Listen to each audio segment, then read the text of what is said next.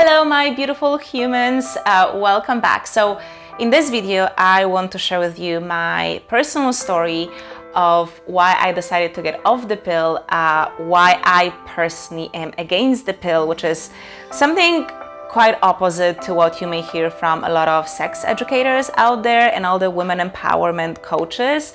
I'll explain why in this video, and I also want to share with you how I naturally healed PCOS. Now this video, it's like a free flow. I didn't script it, didn't prepare it, so it's not like 5 steps too. It's me sharing my personal story. So let's see how it's gonna go. Let's see how long we're gonna go, how deep we're gonna go, but what I can tell you for sure, it's gonna be raw, it's gonna be insightful, it's gonna be private. So let's get to it.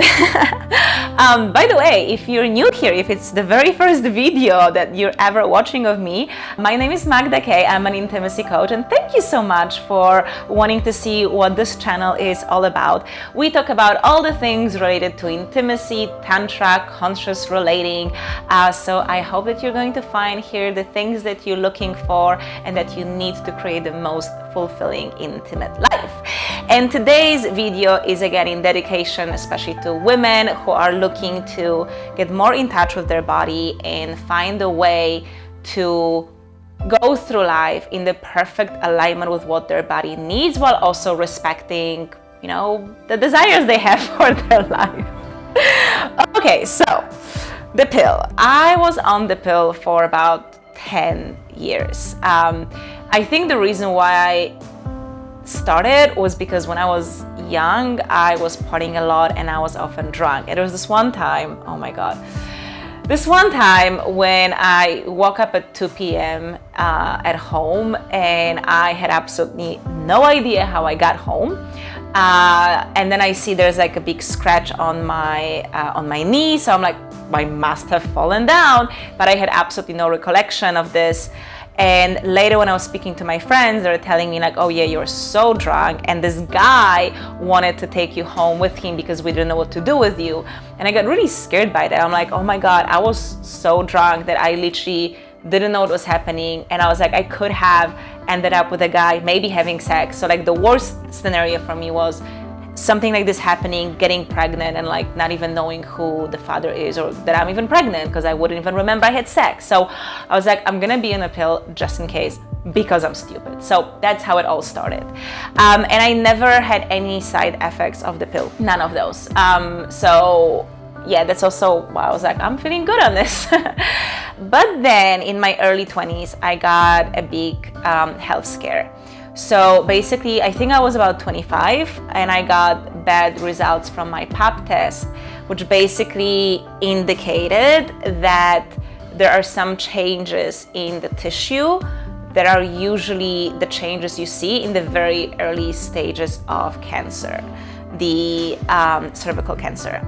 It was a huge drama there, and I'm not gonna go into details because that's not what the video is about, but I remember going to a special clinic to see an oncologist, like the best in my country, and he said that, you know, if I want to make sure that I'm healthy, you know, and I want to be like monitoring everything, that it would actually be good for me to get off the pill. I was like, what?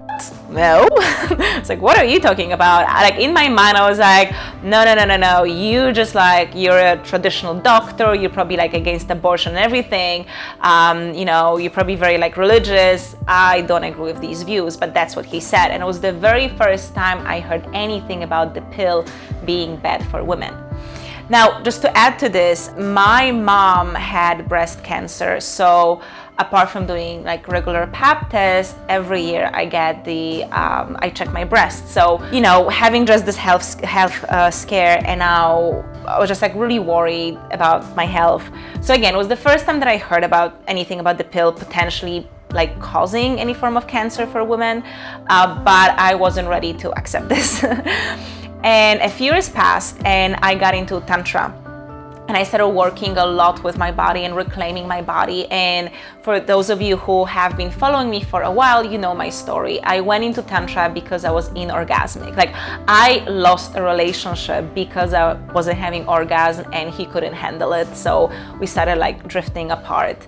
And for me, it was like kind of kicking my ass to do something about it, because I was like close to my 30, I think it was like 27, 28 or 29 when that happened. So it's like, okay, it's high time I did something about this. So I knew I wanted to explore sexual healing and Tantra, and that's why I went into this community, into those teachings. And so it was all about connecting to my body, things that I used to numb and avoid. It was about seeing them. And so as a consequence of that, something that just started coming to me was that I didn't want to be on the pill anymore. It just didn't feel right for me to put something foreign into my body. Like, this is basically when my whole journey began of like stopping using medication, going towards natural healing, letting go of a lot of cosmetics. Like right now, I basically don't use anything. But that's kind of when it began, when I was just feeling that like my body doesn't want all of these things. It feels like I am abusing my body by putting all these chemicals in. And so that's why I decided to get off the pill. And I got off the pill, and what happened is that my period didn't come. Now, anytime before, because I would usually have a month off, like a break for 1 month for one cycle when I was on the pill, and anytime I did it, I always bled in that 1 month. But now that I got off the pill, I didn't bleed. So 1 month passed, 2 months passed, 3 months passed. I was like, okay, this is a bit of an issue. So I went to see a doctor. Again, at this time, I was still like, I would still see doctors. I would still like rely and trust quite the medical system. Now I don't. Again, I use like natural medicine, body workers. If anything happens with me, I will only see a Western doctor if it's an emergency, if there's no other way. But it's like just extremes, right? But back then, again, I still relied on their expertise and their support. So I went to see a gynecologist. I said, what happened? So he said, okay, well, we're gonna give you this hormonal pill that can cause the bleed, right? It's kind of, we want to trigger the cycle to come back. I was like, okay. So I started taking these pills, and indeed the cycle came, right? So then I stopped using the pill, but then the month after, the bleeding didn't come. So now I was worried, and we did like some hormonal tests, and basically the result wasn't good. I was told that I don't produce enough hormones. I was told that I have PCOS, and I was told that most likely I'm infertile. Now at that time, I didn't want to have a child. Like literally, it's kind of crazy, but back then, the idea of having a child was like the worst thing that could ever happen to me. And yet, hearing from a doctor that most likely I cannot have a child really hit me. And I remember us coming back home on the bus. It was cold because I had a winter jacket on, like I had a hood on, so I could sort of hide from people. And I was crying like crazy. Like the whole way back home, I was crying like crazy because of what I just heard. So when I asked the doctor, like, okay, so what's the solution?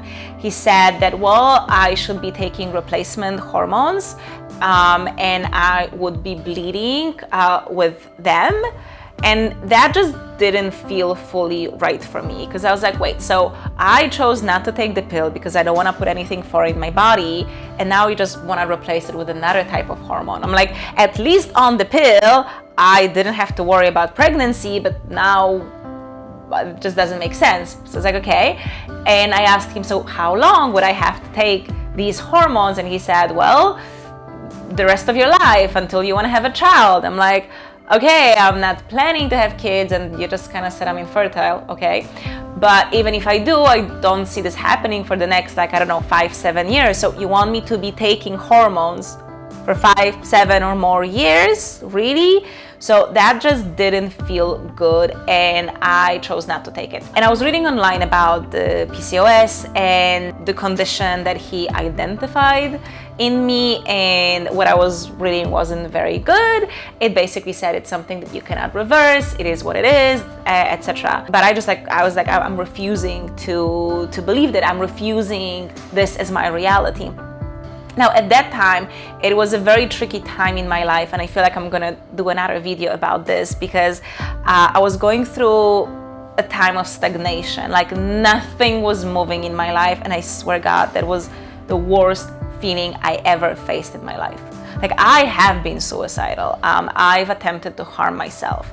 I've been on the floor crying in a panic state, and yet that feeling of stagnation to me was the worst thing that I ever felt. So I was trying to find my way to kind of snap out of it, and I decided to go to Asia. So basically, I gotta give you a bit of a background of my life story. So I lived in Malaysia for quite a few years, and then I decided to move back to Europe. So I moved back to Poland, and that's when I decided to get off the pill, and my period didn't come back.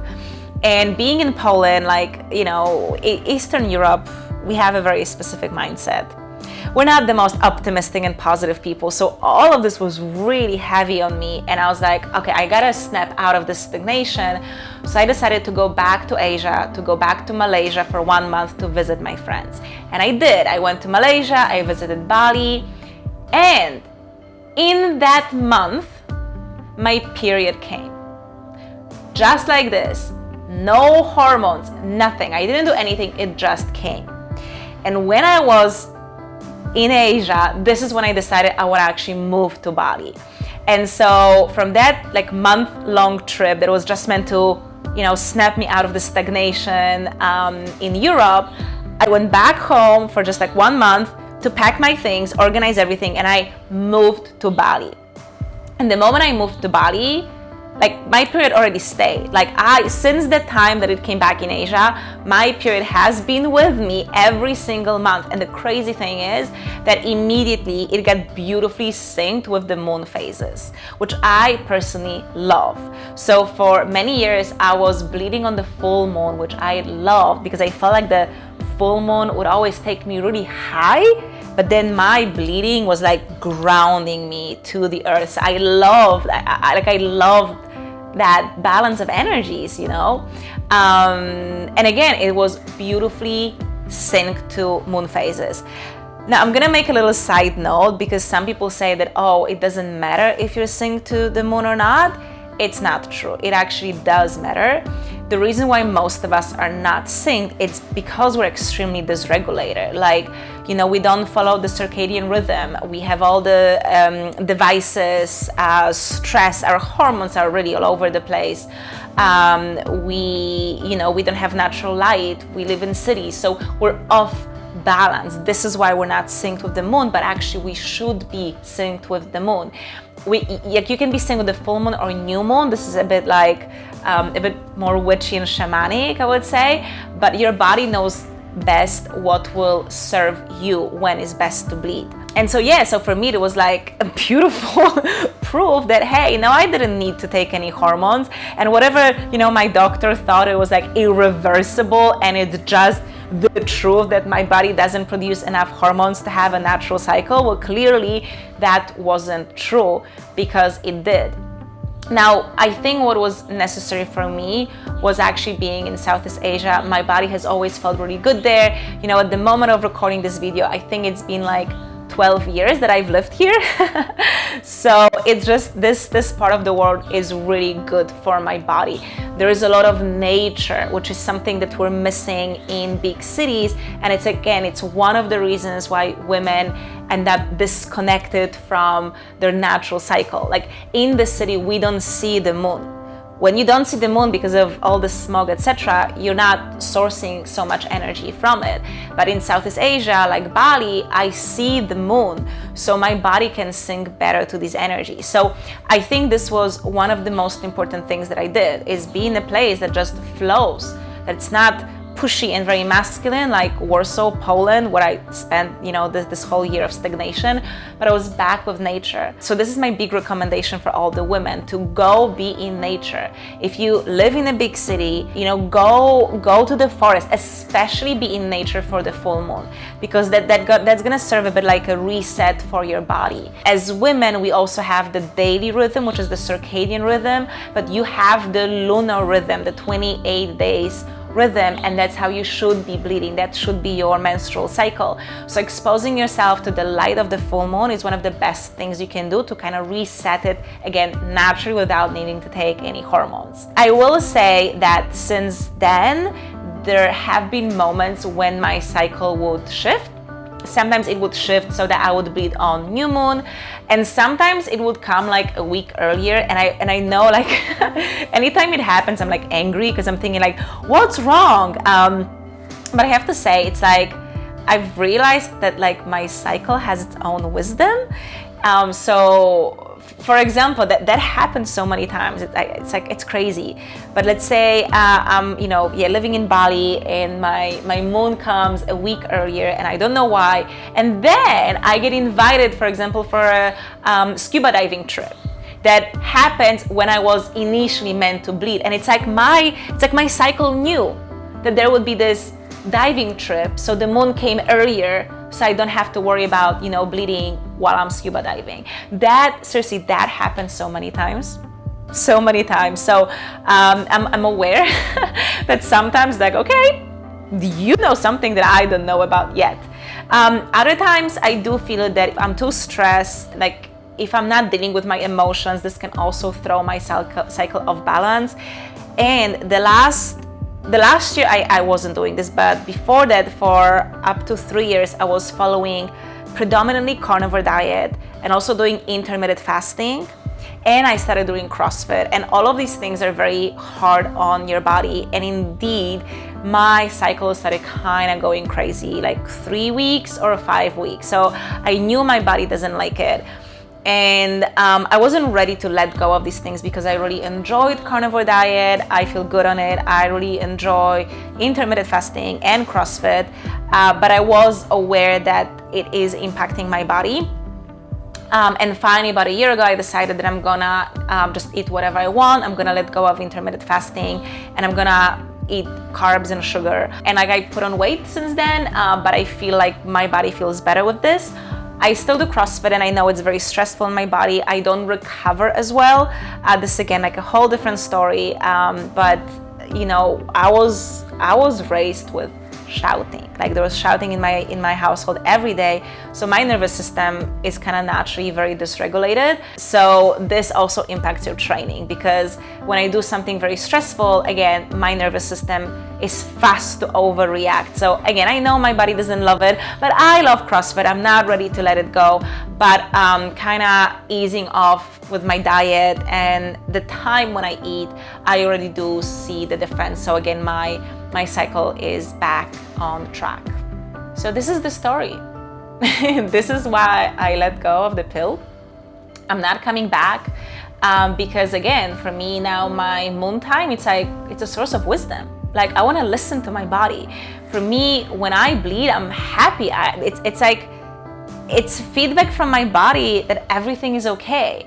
And again, when it comes late or too early, or it's very short or very long, my body is telling me something. And one of the main things for me that I discovered through Tantra and that I practice is actually having a relationship with my body, is listening to her, asking her questions. Like I talk to my body, I check with her. How do we feel about this? How do we feel about this guy? Do we want to do it?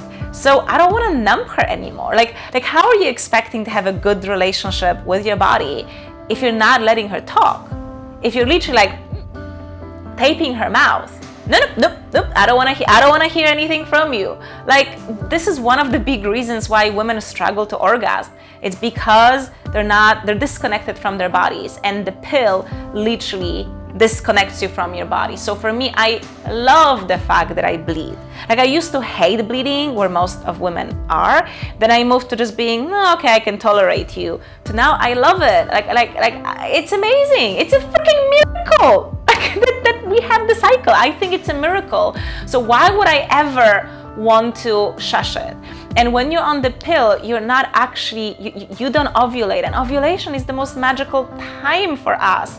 So it's like, I love riding these waves. I love that, right before my bleed, I feel like I want to go inwards, and then I get to know myself better. And then when I ovulate, it's like I can get so euphoric. It's crazy. My energy can shift so much, and I love it. As a woman, I like moving in waves, and I want to feel that.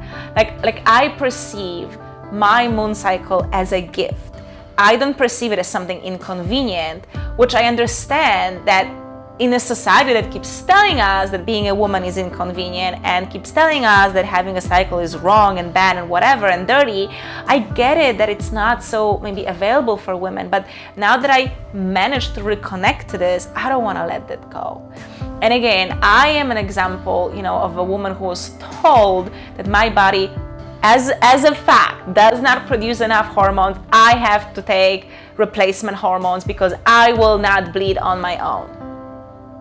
That was 10 years ago. And guess what? I do. And again, this is why I strongly believe in the power of our body. Listening to the body, she will tell you what you need. So this is the story. Again, this is the story, my story with the pill, my story with my body, my story with my moon cycle. I hope you enjoyed it. I hope you get value from this. I hope that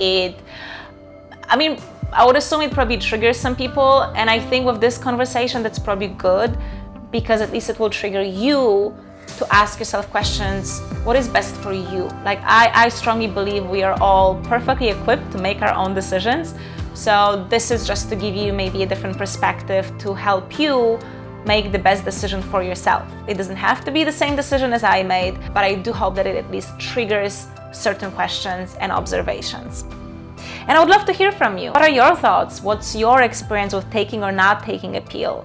Have you ever had any, diagnosis? How did you deal with this? If you want to let me know in the comments below, I read all of the comments. So that would be actually really nice to have a conversation with you. And if you did get value from this video, I would really appreciate if you liked it. Subscribe to my channel if you want more videos like this. And also would love to connect with you over at Instagram. I post daily. I share more insights from my life. So if you would like to get to know me better, get more tips, get more inspiration, then this is the best place to do it. So my love, thank you so much. I think it was quite a long video. So I really appreciate that you stick till the end. And I hope to see you in the next video. Bye.